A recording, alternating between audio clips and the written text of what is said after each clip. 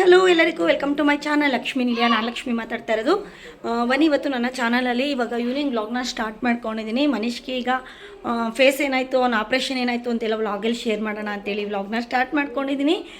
ಇವಾಗ ಮನೀಶ್ಗೆ ಆಲ್ರೆಡಿ ಒಂದ್ಸರಿ ಸ್ಕಿನ್ ಡಾಕ್ಟ್ರಿಗೆಲ್ಲ ನಾನು ತೋರಿಸಿದ್ದೆ.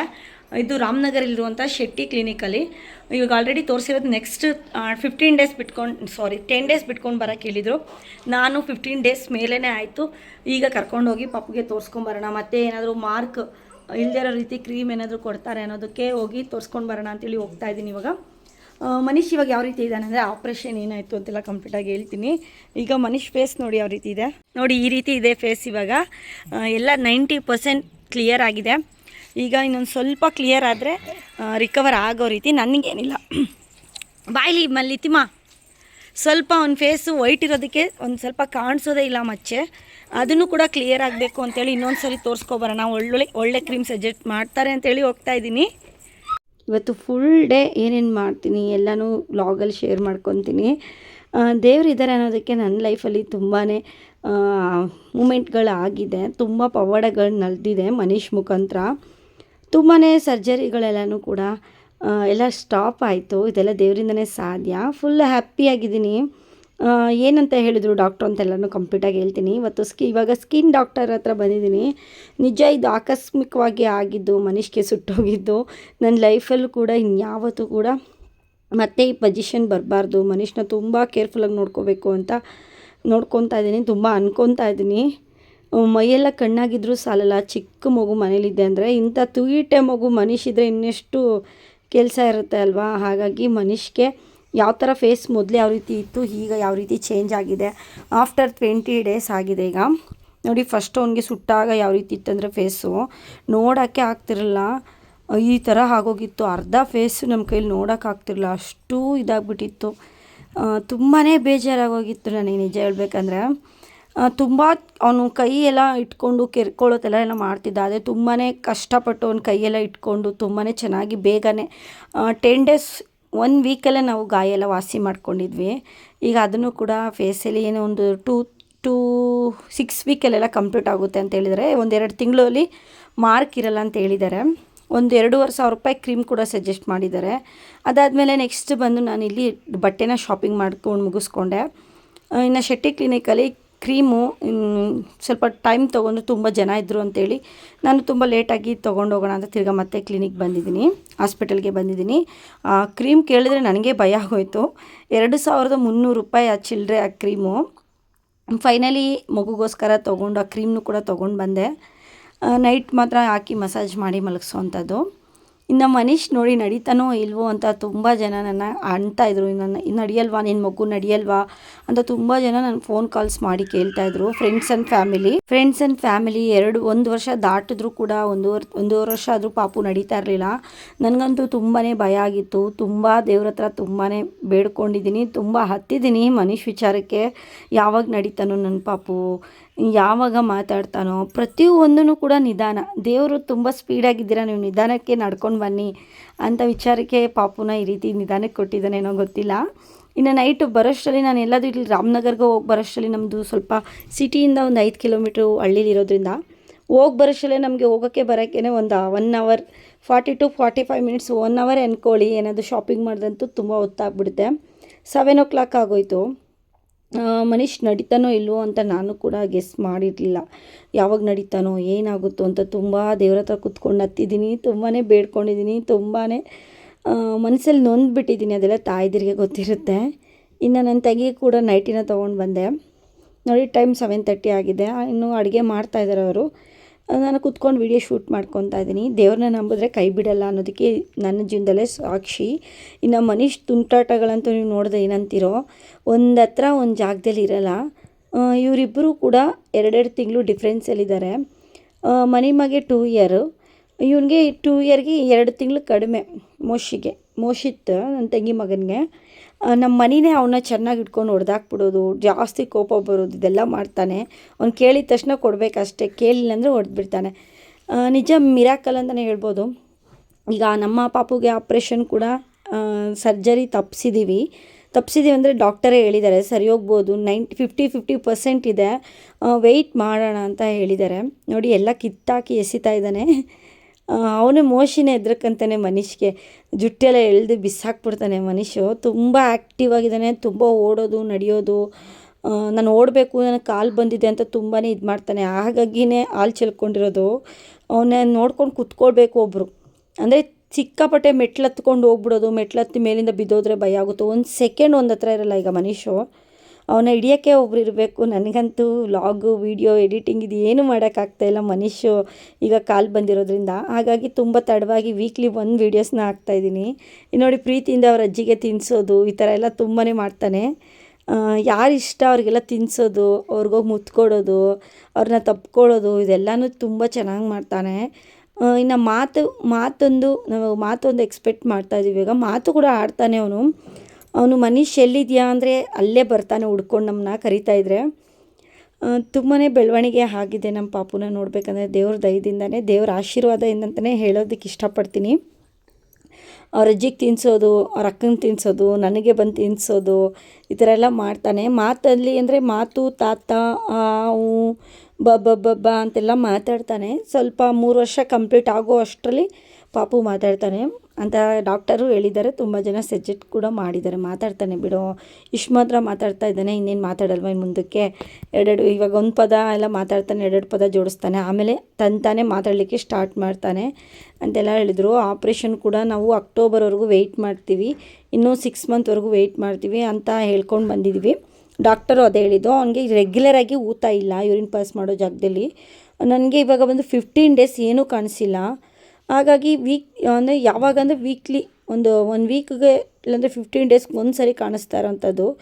ತಾನೇ ಕ್ಲೋಸ್ ಆಗಿಬಿಡುತ್ತೆ ಗಂಡು ಮಕ್ಕಳಲ್ಲಿ. ಇದು ಒಂದು 2 ವರ್ಷದೊಳಗಡೆ ಕ್ಲೋಸ್ ಆಗಬೇಕಾಗಿತ್ತು. ನಮ್ಮ ಪಾಪು ವೀಕ್ ಇರೋದ್ರಿಂದ 3 ವರ್ಷದವರೆಗೂ ವೆಯ್ಟ್ ಮಾಡ್ಬೋದು ಅಂತ ಹೇಳಿದ್ರು. ನಾವು ಅಕ್ಟೋಬರ್ ಗಂಟ ವೆಯ್ಟ್ ಮಾಡ್ತೀವಿ, ಆಮೇಲೆ ಏನಾದರೂ ಕ್ಲೋಸ್ ಆಗಿಲ್ಲ ಅಂದರೆ ಮಾಡಿಸೋಣ ಅಂತ.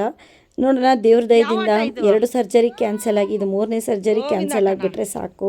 ದೇವ್ರ ಹತ್ರ ಹರಕೆ ಎಲ್ಲ ಕಟ್ಟಿದ್ದೀವಿ. ದೇವ್ರ ಹತ್ರ ತುಂಬಾ ಬೇಡ್ಕೊಂಡಿದ್ದೀನಿ ನಾನು, ನನ್ನ ಪಾಪಿಗೆ ಇದೊಂದು ಸರಿ ಮಾಡಿಕೊಟ್ಬಿಡಪ್ಪ ಅಂತ ಬೇಡ್ಕೊಂಡಿದ್ದೀನಿ. ಇನ್ನು ಹೊರಗಡೆ ಬಂದು ನೋಡಿದ್ರೆ ಇಲ್ಲಿ ಕರಗಾಟನೇ ಸ್ಟಾರ್ಟ್ ಆಗಿತ್ತು. ಎಷ್ಟು ಪೀಸ್ಫುಲ್ಲಾಗಿರುತ್ತೆ ಹಳ್ಳಿ ಲೈಫು. ಈ ಥರ ಎಲ್ಲ ಸ್ಪೇಸ್ ಇರುತ್ತೆ. ಸಿಟಿಲೆಲ್ಲ ಈ ರೀತಿ ಇರೋಕ್ಕಾಗೋದೇ ಇಲ್ಲ. ಮನೆ ಮುಂದೆ ನಾವು ಚಾಪೆ ಹಾಕ್ಕೊಂಡು ಊಟ ತಿಂಡಿ ಮಲ್ಕೊಂಡು ಚಂದಮಾಮನ ನೋಡಿಕೊಂಡು ಖುಷಿಯಾಗಿದ್ದು ಹೊರಗಡೆ ಹೋಗ್ತೀವಿ. ಈಗ ಬೇಸಿಗೆ ಇರೋದ್ರಿಂದ, ಸಮ್ಮರ್ ಆಗಿರೋದ್ರಿಂದ ಆಗೆಲ್ಲ ಮೊಬೈಲು ಟಿ ವಿಯಿಂದೆಲ್ಲ ದೂರ ಇದ್ದು ಮಾಡಿ ಮೇಲೆಲ್ಲ ಎಷ್ಟು ಖುಷಿಯಾಗಿರ್ತಾ ಇದ್ರಲ್ವ. ಅದೇ ಈ ಬೇಸಿಗೆ ರಜದಲ್ಲಿ ನಾವು ಕೂಡ ನನ್ನ ಮಕ್ಕಳನ್ನೆಲ್ಲ ಕರ್ಕೊಬಂದು ಖುಷಿಯಾಗಿ ಮನೆ ಮುಂದೆ ಕೂರೋದು, ಒಟ್ಟಿಗೆ ಎಲ್ಲ ಊಟ ಮಾಡೋದು, ಒಟ್ಟಿಗೆ ಮಾತಾಡೋದು, ಈ ಥರ ಎಲ್ಲ ತುಂಬಾ ಮಾಡ್ತಿರ್ತೀವಿ. ಇನ್ನು ಲಿತಿಮಾ ಫೋಟೋಸ್ನ ಆಲ್ಬಮ್ನ ತೆಗ್ದು ನೋಡ್ತಿದ್ಲು. ನಮ್ಮ ಲಿತಿಮಾ ನೋಡಿ ಅವಾಗ ಹೇಗಿದ್ದಾಳೆ, ಗುಂಡಮ್ಮ ಅವಳು 3.25 kg ಹುಟ್ಟಿದ್ದು, ಸಿಕ್ಕಾಪಟ್ಟೆ ದಪ್ಪ ಇದ್ಲು, ಕ್ಯೂಟಾಗಿದ್ಲು. ಇನ್ನು ನಾನು ಮದುವೆಗೂ ಮುಂಚೆ ಜಾಬ್ ಮಾಡುವಾಗ ಅಲ್ಲೆಲ್ಲ ಸಿಕ್ಕಿರೋಂಥ ಫ್ರೆಂಡ್ಸ್ಗಳದ್ದು ಫೋಟೋಸ್ನೆಲ್ಲ ನೋಡ್ತಾ ಇದ್ದೆ. ಎಷ್ಟು ನನಗೆ ಆಶ್ಚರ್ಯ ಆಗೋಯಿತು, ಎಷ್ಟು ಸಣ್ಣ ಇದ್ದೀನಿ ಅವಾಗ. ಈಗ ಮೀಡಿಯಮ್ ಆಗಿದ್ದೀನಪ್ಪ, ಹೀಗೆ ಬೆಟರ್ ನಾನು ನೋಡೋದಕ್ಕೆ ಅಂತ ಅನಿಸ್ತು. ನೋಡಿ ಎಷ್ಟು ಸಣ್ಣ ಇದ್ದೀನಿ, ನೋಡೋದಕ್ಕೆ ನಾನು ಇಷ್ಟೊಂದು ಸ್ಲಿಮ್ ಆಗಿದ್ನಪ್ಪ ಅನಿಸ್ತಿತ್ತು. ಬಟ್ ಆದರೆ ನನಗೆ ಅವಾಗೇನು ನಾನು ತುಂಬ ಸಣ್ಣ ಇದ್ದೀನಿ ಅಂತೆಲ್ಲ ನನಗೆ ಫೀಲ್ ಆಗ್ತಿರಲಿಲ್ಲ. ಈಗ ಈ ಫೋಟೋ ನೋಡುವಾಗ ನಾನು ಅವಾಗ ಅಷ್ಟು ಸಣ್ಣ ಇದ್ದೆ, ಈಗ ಈ ಥರದ್ದು ಸ್ವಲ್ಪ ದಪ್ಪ ಆಗಿದ್ದೀನಪ್ಪ ಅಂತ ಅನಿಸುತ್ತೆ. ಮದುವೆ ಆದಮೇಲೆ ಅದೆಲ್ಲ ಸರ್ವೇ ಸಾಮಾನ್ಯ. ಈ ಫೋಟೋ ನೋಡಿ, ಫ್ಯಾಮಿಲಿ ಫೋಟೋ ನಾವು ತೆಗ್ಸಿದ್ದು. ESAಗೆ ಅಂತ ಅಪ್ಪ ಅಮ್ಮ ನಾವೆಲ್ಲರೂ ಹೋಗಿ ತೊಳ್ಸಿದಂಥ ಫೋಟೋ ಅವಾಗ ಫುಲ್ಲು. ನಾವು ಎಲ್ಲ ಕ್ಯೂರಿಯಾಸಿಟಿಯಾಗಿ ಮತ್ತು ಮನೀಶು ಎಲ್ಲ ಹೇಗೆ ನೋಡ್ತಾ ಇದ್ದಾರೆ ನೋಡಿ, ಇದ್ಯಾರಿದು ಇದೇನಿದು ಅಂತ. ಮದುವೆಗೂ ಮುಂಚೆ ತೆಗ್ಸಿರೋವಂಥದ್ದು ಫೋಟೋಸು. ಇಲ್ಲಿ ಲಾವಣ್ಯನ ತೋರಿಸ್ತಾ ಇದ್ದೀನಿ. ಲಾವಣ್ಯ ಅವಾಗ ಎಷ್ಟು ಸಣ್ಣ ಇದ್ಲು ನೋಡಿ, ನನ್ನ ತಂಗಿ. ಈಗ ನೋಡಿ ಅವಾಗ ಎಷ್ಟು ಬ್ಯೂಟಿಫುಲ್ಲಾಗಿ, ಎಷ್ಟು ಸ್ಲಿಮ್ಮಾಗಿ, ಎಷ್ಟು ಚೆನ್ನಾಗಿದ್ಲು. ಈಗ ಮದುವೆ ಆಗಿ ಸಿಸರಿನಾಗಿ 2 ಮಕ್ಕಳಾಗಿ ಏನಮ್ಮ ಹಿಂಗಾಗ್ಬಿಟ್ಟಿದ್ಯಾ ಅಂದರೆ ಏನು ಮಾಡೋಕ್ಕಾಗುತ್ತೆ, ಅದೆಲ್ಲ ಮಾಮೂಲಿ. ಮದುವೆ ಆಯಿತು, ಮಕ್ಕಳಾಯಿತು, ಸಿಸರಿನ್ ಆಯಿತು, ಇದೇ ಥರ ಇರೋದು ಅಷ್ಟೇ ಅಂತ ಹೇಳಿದ್ಲು. ಹೆಣ್ಮಕ್ಳ ಜೀವನನೇ ಅಷ್ಟೇ. ಮದುವೆಗೂ ಮುಂಚೆ ಒಂಥರ ಇರ್ತೀವಿ, ಮದುವೆ ಆದಮೇಲೆ ಸಂಸಾರ, ಮಕ್ಕಳು, ಇದೆಲ್ಲ ತಾಪತ್ರೆಗಳೆಲ್ಲ ತಲೆಗೆ ಹಾಕ್ಕೊಂಡು ದಪ್ಪ ಆಗ್ಬಿಡೋದು. ಸೆಕ್ಷನ್ ಎಲ್ಲ ಆದರೆ ತುಂಬಾ ಬ್ಯಾಕ್ ಪೇನ್ ಎಲ್ಲ ಇರುತ್ತೆ, ಅದರಲ್ಲೂ ಇದು ಮಾಡೋಕ್ಕಾಗಲ್ಲ. ಇನ್ನು ನಾನು ಲಾವಣ್ಯನ ತೋರಿಸ್ತಾ ಇದ್ದೀವಿ ನೋಡಿ. ನಾನು ರೆಡ್ ಕಲರ್ ಫ್ರಾಕ್ ಹಾಕ್ಕೊಂಡಿದ್ದೇನೆ, ನಾನು ಯೆಲ್ಲೋ ಕಲರ್ ಲಾವಣ್ಯ. ಇದು ನೀನ ಚಿಕ್ಕಮ್ಮ, ಇದು ಅಮ್ಮನ ಅಂತ ಲಿತಿಮಾ ಮತ್ತು ವೇದು ಕೇಳ್ತಾಯಿದ್ರು. ಇನ್ನು ಶ್ರೀಮಂತದ ಫೋಟೋ ಕೂಡ ತೋರಿಸಿದ್ವಿ. ಇದೆಲ್ಲ ಆಲ್ಮೋಸ್ಟ್ ಮೊಬೈಲಲ್ಲಿ ತೋರಿಸಿ ಇಟ್ಕೊಂಡಿರೋಂಥ ಫೋಟೋಸೇ. ಆವಾಗ ಸುಮ್ಮನೆ ತೋರಿಸಿ ಇಟ್ಟಿದ್ದು. ನಾವು ಆಲ್ಮೋಸ್ಟ್ ಚೆನ್ನಾಗಿರೋದು, ನಮ್ಮ ಮೆಮೊರಿಸಬಲ್ ಆಗಿರೋದೆಲ್ಲ ನಾವು ಫೋಟೋಸ್ನ ತೊಳೆದು ಆಲ್ಬಮಲ್ಲಿ ಹಾಕಿಟ್ರೆ ನಮಗೆ ಅದು ಮುಂದೊಂದು ದಿವಸ ನಿಮ್ಮ ಮೆಮೊರಿಯಾಗಿ ಕಾಣ್ತಾ ಇರುತ್ತೆ. ಈಗಲೂ ಕೂಡ ನಾನು ತುಂಬ ಒಂದು 2000 ಫೋಟೋಸ್ ಇದೆ ಮೊಬೈಲಲ್ಲಿ. ಅದನ್ನೆಲ್ಲ ಒಂದೊಂದಷ್ಟು ಕ್ಲಿಕ್ನ ತೊಗೊಂಡು ಎಲ್ಲ ಆಲ್ಬಮ್ಗೆ ತೊಳಸಿ ಹಾಕ್ಬೇಕಂತ ಅಂದ್ಕೊಂಡಿದ್ದೀನಿ. ಯಾಕಂದರೆ ಮಿಸ್ ಆಗಿಬಿಟ್ರೆ ಮತ್ತು ಮೊಬೈಲೇ ಕಳೆದೋದ್ರೆ ನಮಗೆ ಮತ್ತೆ ಫೋಟೋಸ್ ಎಲ್ಲ ಸಿಗೋಲ್ಲ. ಜಿಮೇಲ್ ಐ ಡಿಲೆಲ್ಲ ಸೇವ್ ಮಾಡಿದ್ರು ಅಷ್ಟೇ, ನಾನು ತುಂಬ ಮಾಡಿದ್ದೀನಿ. ಹಳೆ ಫೋಟೋಗಳೆಲ್ಲ ಸಿಕ್ಕೋದೇ ಇಲ್ಲ ನನಗೆ ಹೇಳ್ಬೇಕಂದ್ರೆ. ಚೆನ್ನಾಗಿರೋ ಫೋಟೋಸ್ನೆಲ್ಲ ನಾವು ತೊಳಸಿ ಎತ್ತಿಟ್ಕೊಬೇಕು. ಇನ್ನು ಎಲ್ಲ ಆಲ್ಬಮ್ನೆಲ್ಲ ನೋಡಿ ಮುಗಿಸಿ ನನ್ನ ಫ್ರೆಂಡ್ಸ್ಗಳ ಜೊತೆ ನೋಡಿ, ಇದೆಲ್ಲ ಹೈಸ್ಕೂಲ್ ಫೋಟೋದಲ್ಲಿ ನಾನು ಹೇಗಿದ್ದೀನಿ ನೋಡಿ, ಪಿಂಕ್ ಕಲರ್ ಡ್ರೆಸ್ಸಲ್ಲಿ. ಯಪ್ಪ ನಾನಪ್ಪ ಅಂತ ಅನಿಸುತ್ತೆ, ಆ ಥರ ಇದ್ದೀನಿ ಅಲ್ವಾ. ಅದ್ರ ಪಕ್ಕದಲ್ಲಿ ಈಗ ನನ್ನ ವನ್ನಿ ಫ್ರೆಂಡು, ಅದ್ರ ಪಕ್ಕದಲ್ಲಿ ಇದೆಲ್ಲ ಹೈಸ್ಕೂಲ್ ಲಾಸ್ಟ್ ಎಕ್ಸಾಮ್ ಎಲ್ಲ ಮುಗಿಸಿ ಇನ್ನೇನು ಲಾಸ್ಟ್ ಮನೆಗೆ ಹೋಗ್ತೀವಲ್ಲ ಆವಾಗ ಕ್ಯಾಮ್ರಾಮ್ಯಾನ್ ಕೈಲಿ ತೊಳಸಿ ಇಟ್ಕೊಂಡಿದ್ದಂಥ ಫೋಟೋ ಇದು. ಇದೆಲ್ಲ ನನ್ನ ಫ್ರೆಂಡ್ಗಳಿಗೆಲ್ಲ ಸೆಂಡ್ ಮಾಡಿದೆ ವಾಟ್ಸಪ್ಪಲ್ಲಿ. ಎಲ್ಲರೂ ಕೂಡ ಇನ್ನೂ ಇದೆಯಾ ಫೋಟೋ ಅಂತೆಲ್ಲ ಕೇಳ್ತಿದ್ರು. ಆವಾಗ ತೆಗ್ಸಿರೋಂಥ ಫೋಟೋ ಇದು. ನೆಕ್ಸ್ಟ್ ಡೇ ಬೆಳಿಗ್ಗೆನೇ ಎದ್ದು ರೆಡಿ ಆಗಿಬಿಟ್ಟು ಇನ್ನು ಊರಿಗೆ ಹೋಗೋಣ ಅಂತೇಳಿ ಕೂತಿದ್ವಿ. ಇಲ್ಲಿ ನೋಡಿ ಮನಿಮ ಏನು ಮಾಡ್ತಾನೆ, ರೆಡಿ ಆಗಿಬಿಟ್ಟು ಹೋಗ್ಬಿಟ್ಟು ಎಷ್ಟು ಕ್ಯೂಟಾಗಿ ಅಡುಗೆ ಮನೆ ಬಿಟ್ಟು ಬರಲ್ಲ, ಅಷ್ಟು ಕೆಲಸ ಅಡುಗೆ ಮನೇಲಿ ಹುಡುಗನಿಗೆ. ಅಂದರೆ ಪಾತ್ರೆ ಸಾಮಾನು ಎತ್ತಾಕೋದೆಲ್ಲನೂ. ಇನ್ನು ಅಮ್ಮ ಟೊಮೊಟೊ ಬಾತ್ ಮಾಡಿದರು, ಎಲ್ಲನೂ ತಿನ್ಕೊಂಡು ಹೊರಡೋಣ ಅಂತೇಳಿ ರೆಡಿಯಾಗಿ ಕೂತಿದ್ದೀನಿ. ಇನ್ನು ಇವಳು ಕೂಡ ರೆಡಿ ಮಾಡ್ತಾಯಿದ್ಲು. ಇನ್ನು ಮಧ್ಯಾಹ್ನಕ್ಕೆಲ್ಲ ಚಿಕನ್ನು ಮಟನ್ ಎಲ್ಲ ಮಾಡ್ಕೊಳ್ಳೋದು. ವೀಕ್ಲಿ 1 ಟೈಮ್ ಅಮ್ಮ ಮನೇಲಿ ನಾನ್ ವೆಜ್ ಇರುತ್ತೆ. ನಾವು ಏನು ನಾನ್ ವೆಜ್ ತಿನ್ನಲ್ಲ, ನಾವು ಊರಿಗೆ ಹೊರಟಿದ್ದೀವಲ್ವ, ಹಾಗಾಗಿ ಟೊಮೊಟೊ ಬಾತೇ ಮಾಡಿಕೊಡು ಅಂತೇಳಿ ತುಂಬ ಚೆನ್ನಾಗಿ ಟೇಸ್ಟಿಯಾಗಿ ಮಾಡ್ತಾರೆ ಅಮ್ಮ ಟೊಮೊಟೊ ಬಾತು. ಇನ್ನು ಹೊರಡೋಣ ಅಂತೇಳಿ ಹೊರಗಡೆ ಬಂತಿದ್ದೀನಿ. ಇನ್ನು ನಾರ್ಮಲಾಗಿ ರೆಡಿಯಾಗಿ ಮನೀಷ್ಗೆ ನಿದ್ದೆನೇ ಬಂದುಬಿಡ್ತು ಕಾರಲ್ಲಿ. ಅವ್ರ ಅಪ್ಪನಿಗೆ ವೆಯ್ಟ್ ಮಾಡ್ಕೊಂಡು ಇನ್ನು ಕಾರ್ ಹತ್ತಿದ್ವಿ. ಇನ್ನು ಈ ಥರ ರೆಡಿಯಾಗಿ ಹೋಗ್ತಾಯಿದ್ದೀನಿ. ಹೋಗೋಕ್ಕೂ ಮುಂಚೆನೇ ಮನೆ ಹೇಗಿರುತ್ತೋ ಏನೋ, ಯಾವ ರೀತಿ ಕ್ಲೀನ್ ಮಾಡಬೇಕು ಅಂತ ಮನಸ್ಸಲ್ಲಿ. ಅಂತೂ ಇಂತೂ ಕಾರಲ್ಲಿ ಪ್ರಯಾಣ ಮಾಡ್ಕೊಂಡು ಹೋಗ್ತಾಯಿದ್ದೀವಿ. ಪ್ರದೀಪ್ ಅವ್ರು ಬಂದರು. ಅದಕ್ಕೆ ಹೇಳೋದು, ದೇವ್ರನ್ನ ನಂಬಬೇಕು, ದೇವ್ರನ್ನ ಕೈ ಬಿಡಬಾರ್ದು ಅಂತ ಹೇಳೋದು. ಅಂದರೆ ನಾವು ಎಷ್ಟು ನಂಬ್ತೀವೋ ಅಷ್ಟು ನಮ್ಗೆ ಒಳ್ಳೆಯದಾಗುತ್ತೆ. ನಾನಂತೂ ತುಂಬಾ ದೇವ್ರನ್ನ ನಂಬ್ತಾ ಇದ್ದೀನಿ. ಮನೀಶ್ ವಿಚಾರವಾಗಲಿ, ನನ್ನ ವಿಚಾರವಾಗಲಿ, ಮನೇಲಿ ಆರೋಗ್ಯ ಆಯುಷ್ ಹೊಂದಿದ್ರೆ ಅದೇ ದೊಡ್ಡ ಆಸ್ತಿ ಅಂತಸ್ತು ಅಂತ ನನಗೆ ಲೈಫಲ್ಲಿ ಗೊತ್ತಾಗೋಯಿತು. ನಾನು ಹುಷಾರು ತಪ್ಪಿದ್ದಕ್ಕೆ, ನನ್ನ ಮಗ ಹುಷಾರಿಲ್ಲದೆ ಹುಟ್ಟಿರೋದಕ್ಕೆ, ಓಕೆ ಎಲ್ಲನೂ ಒಳ್ಳೇದಾಗಿದೆ ಅಂತ ಅಂದ್ಕೊಂಡು ಖುಷಿಯಾಗಿ ಹೋಗ್ತಾಯಿದ್ದೀನಿ. 2 ಮಕ್ಕಳು ಮಲ್ಕೊಂಡ್ಬಿಟ್ಟಿದ್ದಾರೆ. ಇನ್ನು ಕಾರೆಲ್ಲ ಇಳಿದು ಇನ್ನು ಲಿತಿಮ ಡ್ರೆಸ್ ಚೇಂಜ್ ಮಾಡ್ಕೊಂಡು ಒಳಗಡೆ ಬಂದಳು. ಇನ್ನು ಲಗೇಜ್ ಎಲ್ಲ ನೋಡಿ ಮನೆಯೆಲ್ಲ ಯಾವ ರೀತಿ ಇದೆ, ಬಂದಮೇಲೆ ಯಾವ ರೀತಿ ಕ್ಲೀನ್ ಮಾಡಬೇಕು ಎಲ್ಲನೂ. ಒಂದು 2 ಡೇಸ್ ನನಗೆ ಟೈಮ್ ಹಿಡಿಯುತ್ತೆ. ಮನಿಮ ಇರೋದ್ರಿಂದ ನನಗೆ ಎಲ್ಲ ಕೆಲಸ ಒಂದೇ ಸಮಯ ಮಾಡ್ಕೊಳಕ್ಕಾಗಲ್ಲ. 1 by 1 ಒಂದು ಪ್ಲ್ಯಾನ್ ಮಾಡ್ಕೊಂಡು ನಿಧಾನಕ್ಕೆ ಮಾಡ್ಕೊತೀನಿ. ನಾನು ಮಧ್ಯಾಹ್ನ ಬಂದಿದ್ದೀನಿ ಮನೆ ಒಳಗಡೆ. 10 o'clock ಬಿಟ್ಟರೆ ಒಂದು 2.5 hour ಜರ್ನಿ ಆಗುತ್ತೆ ನಮಗೆ ರಾಮನಗರ ಟು ತುಮಕೂರಿಗೆ. ಇನ್ನು ಮನಿಮಗೂ ಕೂಡ ನಿದ್ದೆ ಕಂಪ್ಲೀಟ್ ಆಯಿತು ಅಲ್ವಾ, ಚೆನ್ನಾಗಿ ನಿದ್ದೆ ಮಾಡ್ಕೊಂಡು ಬಂದ. ಇನ್ನು ಹೊಟ್ಟೆ ಹಸಿತಾ ಇರುತ್ತೆ, ಇನ್ನು ಅಡುಗೆ ಮಾಡೋ ಗಂಟೆ ಅಂತೇಳಿ ಬಾಳೆನ ತಿನ್ನಿಸ್ತಾ ಇದ್ದೀನಿ.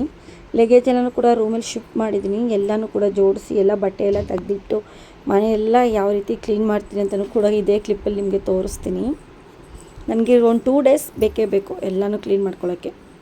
ಅಂದರೆ ಮಗುನ ಕೈ ಬಿಡಲ್ಲ, ಮನುಷ್ಯನ ನೋಡ್ಕೊಂಡು ಕೆಲಸ ಮಾಡಬೇಕಲ್ಲ, ಹಾಗಾಗಿ ಈ ಸಾರಿ ಅಷ್ಟೊಂದೇನು ಧೂಳು ಕಾಣಿಸ್ತಾ ಇಲ್ಲ. ಪ್ರದೀಪ್ ಅವ್ರ ಮನೆ ಕ್ಲೀನಾಗಿ ಇಟ್ಕೊಂಡಿದ್ದಾರೆ.